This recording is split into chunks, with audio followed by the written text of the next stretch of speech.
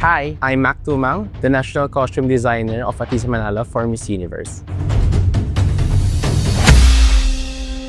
I usually don't do costumes for beauty pageant kasi hindi ako nabibigyan ng chance. So, konti lang yung nakakalam na I do costumes. Pero way back in college, I took up production design. Na-immerse kami sa costume history and costume designing, of course, and costume execution. So, yun talaga yung background ko bago ako naging fashion designer. So, nung sinabihan ako na gagawa ng costume, na-excite ako kasi papapakita ko yung other side of me.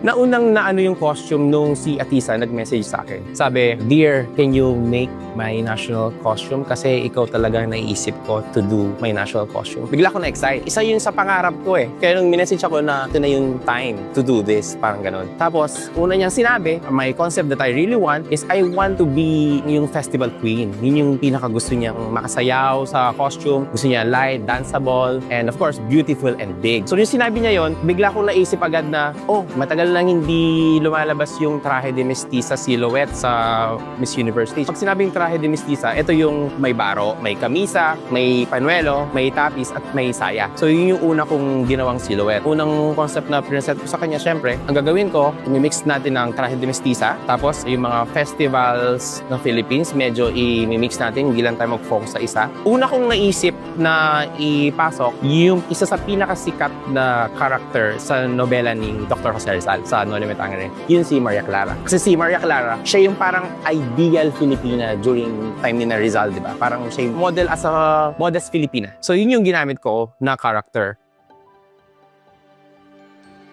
After nun, yung for the skirt, meron lang akong 3 festivals na kinuha para maging reference sa skirt. So, una kong festival na kinuha, yung Ligligan Parol ng Pampanga. So, it's the Giant Lantern Festival. Yun yung ginamit kong reference for the pattern of the skirt. And then, yung color reference, ang ginamit kong color, ang color ng Pahiyas Festival na nakita ko madalas. For me, it's a color of harvest, mga color ng prutas, color ng gulay. And for the texture, ang ginamit kong reference for the texture of the skirt ay yung Panagbenga Festival. Ang ginamit ko doon ay yung flower float. Yun yung ginamit kong texture for the skirt. Sa top, syempre, para pakita yung heritage natin, I use the most loved material na talagang may pagmamalaki natin na sa atin. Yung pinya material, na very luxurious yung material.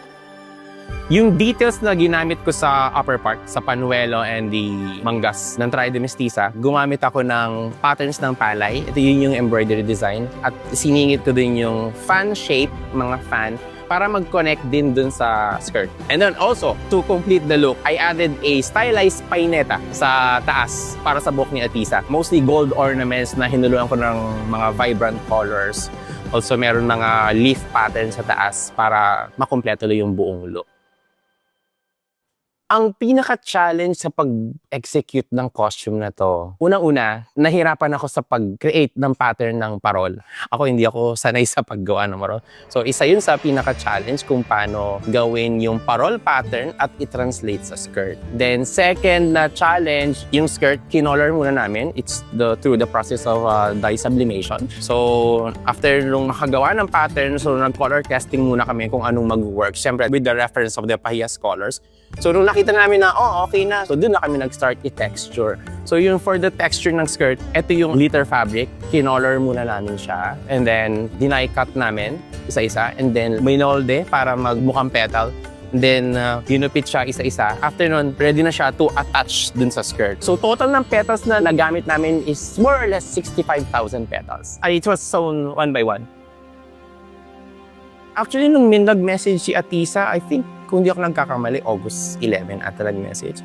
So after nung pagka-message niya, parang tuloy-tuloy na, I think, parang 3 months. So, tapos lahat, halos total ng gumawa, around 15 people. Yes, super hands-on kailangan. Kasi yung patterns ng parol, ako mismo gumawa. I use the computer-aided drafting for the pattern. I even use a special software for the embroidery. First reaction ko nung nakita kong suit na niya, syempre, sobrang tuwa. Kasi parang, uy, ito yung pinagpaguran namin. Parang, wow. Sobrang ganda. Ito yun. Ito na yung pangarap ko. Nabuo na. Kaya sana magustuhan lahat ng Filipino yung hinanda namin para sa kanila.